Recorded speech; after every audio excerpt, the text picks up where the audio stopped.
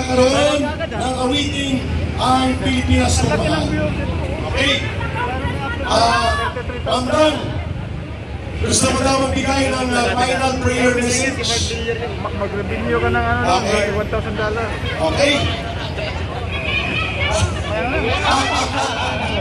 Wala na umiyan! O, hindi na tayo uwi! Hindi na tayo uwi! Sa Malacan yan! O, awitin mo na! Sir, awitin mo na! Diretso lang sa pag-asa, pag-asa! Sa siwayan! Pag-asa ang pag-asa, pag-asa! Mababae na sa Malacanang, Simbagaw! Oo, Ricky!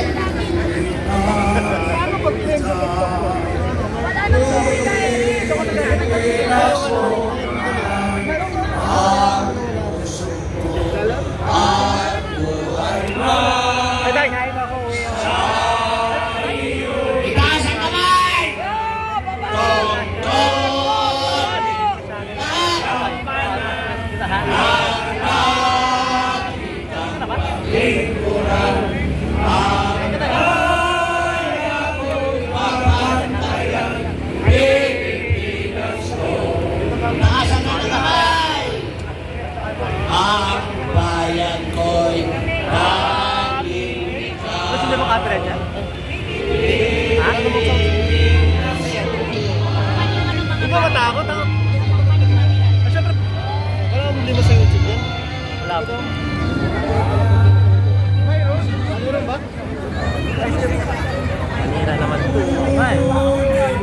Hindi nagamit para sa healthcare.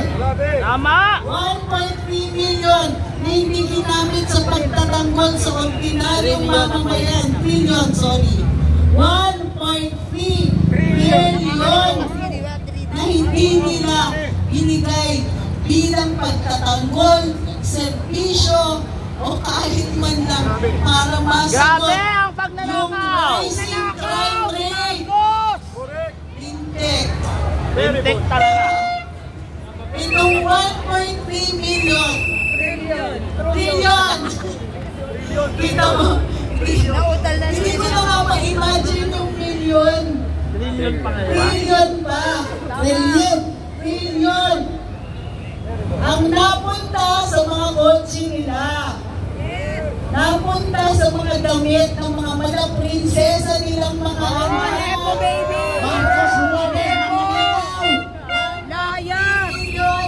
Malamang ginamit sa pagpapaaral abroad ng mga prinsipe at prinsesa nila. Skola ng bayan! Correct! Skola ng bayan! Sana all. 1.3 billion na napunta sa designer clothes. Bag!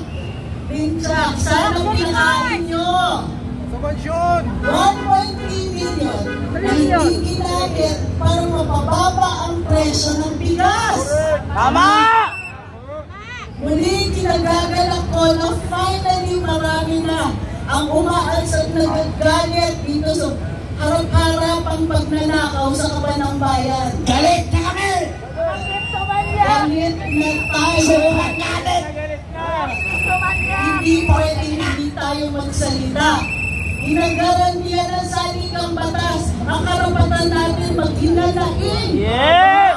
Sa korap na gobyerno. 1987 Constitution. Karapatan natin itong pagpupulong-pulong natin Yes! dito. Karapatan natin na marinig tayo. Panindigan! Tayo po ay tutuloy-tuloy ito. Walang bibitiw. Walang bibitiw! Wala naman! Tuloy-tuloy na ito. Huwag tayong magpapatinag dun sa mga yan. Pera natin ang gamit. Tama! Ang yaman pala natin. Mayaman tayo, ninakaw lang! So, tingnan ninyo. Ang ating sa EDSA. Tingnan nyo yung mga gusali. Yung 1.3 million, sana ginamit pang linis man lang dyan. Wala! Ang linis sa 1.3 trillion na hindi nadagdagan sa mga kalye dito sa Pilipinas. Na hindi nagamit pagpapaayos ng mga airport, seaport, public transportation, lintik, pinatigil yung mga tren. Sana ang ayos ng pag-uwi natin pagkatapos ng paghihirap natin sa trabaho. Kinurakot eh. Ang dami nating mga opisyalis, dumadami pa, isipin ninyo, 300, higit sa 300 ang mga kongresista natin. Mga congressman! Ano ang pinasali ng batas? Magnakaw! Magnanakaw na batas. Magnakaw na batas! Kamakailan, nagpapasa sila ng mga batas na hindi nagdadagdag ng trabaho dito sa Pilipinas. Agree! Hindi nila inaasikaso ang ekonomiya natin. Kayod tayo ng kayod, sila lang ang mayaman. Tama! Ekonomiya ng kanilang bulsa! Muli, makikiusap ako, wala nang iwanan. Yes! Walang iwanan. Walang Tuloy na tuloy ito. Ang mga kabataan natin na nanawagan, Romualdez resign. Romualdez resign. May pag-asa tayo dahil ang kabataan natin kumikilos. Huwag tayo magpapaiwan. Ito ay panawagan ng buong sambayanan. Nakikiisa tayo. Matagal natin sinasabi, magkakaiwalay tayo, watak-watak. Hindi na ngayon. Lahat tayo nagkakaisa. Magkosa. Korupsyon. Banan ng korupsyon. Tama lang pagnanakaw. Wakasan ang korupsyon! Walang iwanan. Walang iwanan! Sambayanan, nagkakaisa. Marcos resign. Marcos resign.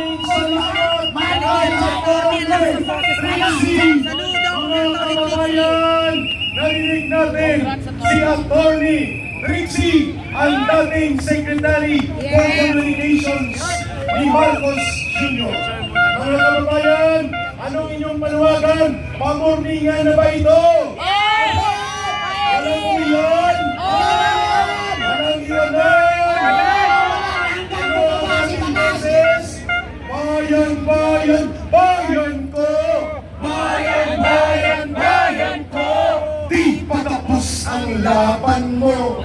Di patapos ang laban mo!